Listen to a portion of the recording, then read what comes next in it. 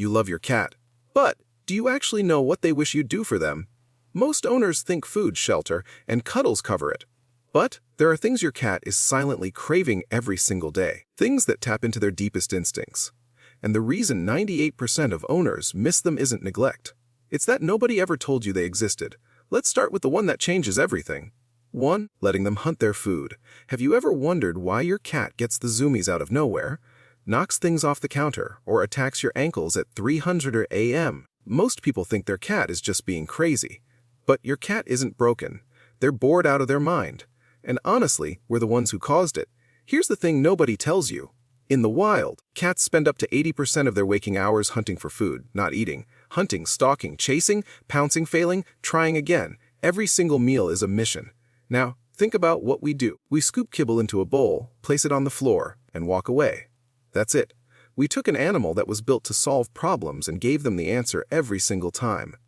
And then we wonder why they're restless. A study published in the Journal of Feline Medicine and Surgery found that cats given puzzle feeders showed a significant drop in stress behaviors and even lost excess weight. Not because the food changed, because their brain finally had something to do. So try this. Hide small portions of food around the house. Use puzzle feeders. Make them work for it, even just a little. You're not being mean. You're giving them back the one thing that makes them feel alive. And once you do, the chaos calms down. The ankle attacks stop.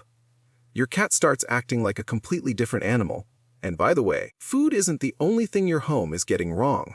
Later in this video, I'm going to show you one mistake built into almost every home that is silently making your cat feel like they don't belong there. And the worst part is, you're looking right at it. 2. Running water sources.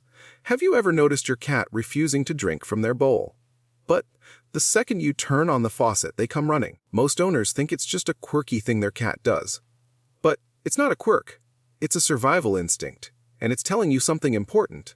They don't trust still water. And it makes perfect sense. Moving water is naturally cleaner and better oxygenated than still water, which can harbor bacteria. On top of that, cats are wired to detect motion and sound, so running water is easier for them to find and far more appealing than a quiet bowl sitting in the corner. Here's something most people don't realize. Cats aren't natural water drinkers. In the wild, they get most of their hydration from the prey they eat, so they never developed a strong thirst drive the way dogs did. That means your indoor cat is already starting from a disadvantage, which is exactly why encouraging them to drink more matters so much. A study from the Journal of Veterinary Internal Medicine found that cats who were given a flowing water source drank significantly more water throughout the day. And this matters more than people think. Cats are already prone to kidney disease and urinary issues, and chronic dehydration is one of the biggest silent causes. Your cat might be slowly under drinking every day, and you'd never notice until something goes wrong. So get them a water fountain. It doesn't have to be expensive. Even a cheap one changes everything. But here's the part people forget. You have to clean it regularly and change the water often. A dirty fountain defeats the whole purpose. If the water feels stale, your cat will ignore it, just like they ignore the bowl. Keep it fresh. Keep it flowing. And you'll see them drink more and actually go to the water on their own. That one small change could add years to their life. And that's not an exaggeration. And hey, if any of this is making you rethink the way you've been doing things, hit like and subscribe so we can get this to every cat owner who deserves to know what their cat has been quietly wishing for all along. 3. Keeping their litter box clean. Did you know that one of the most common reasons cats stop using their litter box has nothing to do with behavior problems? It's because the box is dirty. And what most owners consider clean enough is nowhere near what their cat actually needs. Here's why. Cats have around 200 million scent receptors in their nose. Humans have about 5 million. So, that litter box you think smells fine, your cat is picking up every single thing in there. And for an animal that is hardwired to bury their scent to avoid predators, a dirty box doesn't just feel unpleasant. It feels unsafe. A study published in the Journal of Feline Medicine and Surgery found that cats showed a clear preference for clean litter and would actively avoid boxes that hadn't been scooped, even if it meant holding it in or going somewhere else entirely. That's not your cat being difficult. That's your cat telling you they can't use what you've given them. And it goes deeper than scooping. Most vets recommend fully replacing the litter and washing the box at least once a week, not just topping it off. Actually dumping it, scrubbing it, and starting fresh. The buildup of ammonia from urine alone can irritate their respiratory system over time, especially in covered boxes where the smell has nowhere to go. One more thing people get wrong. The rule is 1 litter box per cat plus 1 extra. So, if you have 2 cats, you need 3 boxes. It sounds like a lot, but cats are territorial about their bathroom space. Sharing a single box causes stress you'll never see until it turns into a real problem. Keep it clean, keep it fresh, and give them enough space to feel safe. That alone can fix issues most owners spend months trying to figure out. 4. Scent sharing on purpose. Have you ever noticed your cat sleeping on your clothes, lying on your laptop bag, or curling up on something you just took off? Most people think their cat just likes soft things. But that's not what's happening. Your cat is seeking your scent, and it's one of the deepest ways they bond with you. Cats don't experience the world the way we do. For them, scent is identity. When your cat rubs their face on you, they're not being cute. They're marking you as part of their territory, their safe zone. And when they find something that smells like you, it does the same thing in reverse. It makes them feel like you're there, even when you're not. A study published in Applied Animal Behavior Science found that cats exposed to their own scent showed lower stress levels and more relaxed behaviors, even in unfamiliar environments. That's how powerful your smell is to them. It's not background noise, it's emotional security. So, here's something almost nobody does but should. Leave a warm shirt or a pillowcase you've slept on near your cat's favorite resting spot. Don't wash it. The whole point is that it smells like you. If you leave the house for work, that scent becomes a source of comfort while you're gone. For cats that deal with separation anxiety, this one thing alone can completely change how they handle your absence.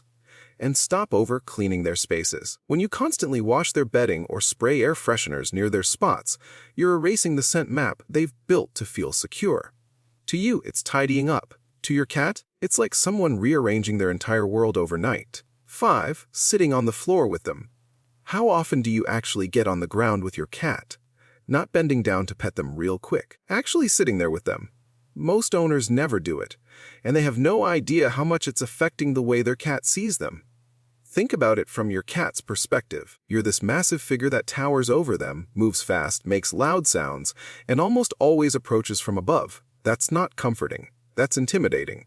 Even for a cat that loves you, your size alone creates a barrier that never fully goes away unless you do something about it. When you sit on the floor, everything shifts. You become smaller, slower, less threatening. Your cat doesn't have to crane their neck to read your face. They can approach you on their terms without feeling cornered or overwhelmed. And that's when you'll see something most owners rarely experience. Your cat will come to you, not because you called them, not because you have food, but because for the first time, you actually feel safe to be around. Research in animal behavior has consistently shown that body posture and height play a huge role in how animals perceive threat levels. By simply lowering yourself, you're removing a stress signal your cat has been quietly processing every single day. Try it tonight. Sit on the floor for 10 minutes. Don't call them. Don't reach for them. Just be there. You might be shocked at how quickly they come over, sit next to you, or even climb into your lap. 6. Giving them vertical territory. Remember earlier when I said there's one mistake built into almost every home that is silently making your cat feel like they don't belong there? This is it. Look around your house right now. Everything is designed for you. Your furniture, your shelves, your layout. It's all built at human height for human use. But your cat doesn't live in a horizontal world. They live in a vertical one. And when there's nowhere to climb, nowhere to perch, nowhere to look down from, your cat loses something most owners never think about. Control. In the wild, height means safety. A cat that can get up high can see everything coming. They can observe without being observed. They can escape without being cornered. It's not a preference. It's a survival need. And when your home gives them zero vertical space, they're stuck on the ground, exposed, with nowhere to go when they feel overwhelmed. A study published in Applied Animal Behavior Science found that cats with access to vertical spaces showed significantly lower stress levels, fewer hiding behaviors, and more willingness to interact with people. That's not a small difference. That's a completely different cat. And you don't need to spend a fortune. A tall cat tree near a window, some wall-mounted shelves, even clearing the top of a bookcase so they can get up there. That's enough. You're giving them a space that's theirs above everything, where they can finally feel like they're in control of their environment. Most people design their homes and never once consider what their cat needs from it. But the moment you give them that height, you'll see a shift you can't unsee. a calmer, braver, more present cat, one that finally feels like they belong.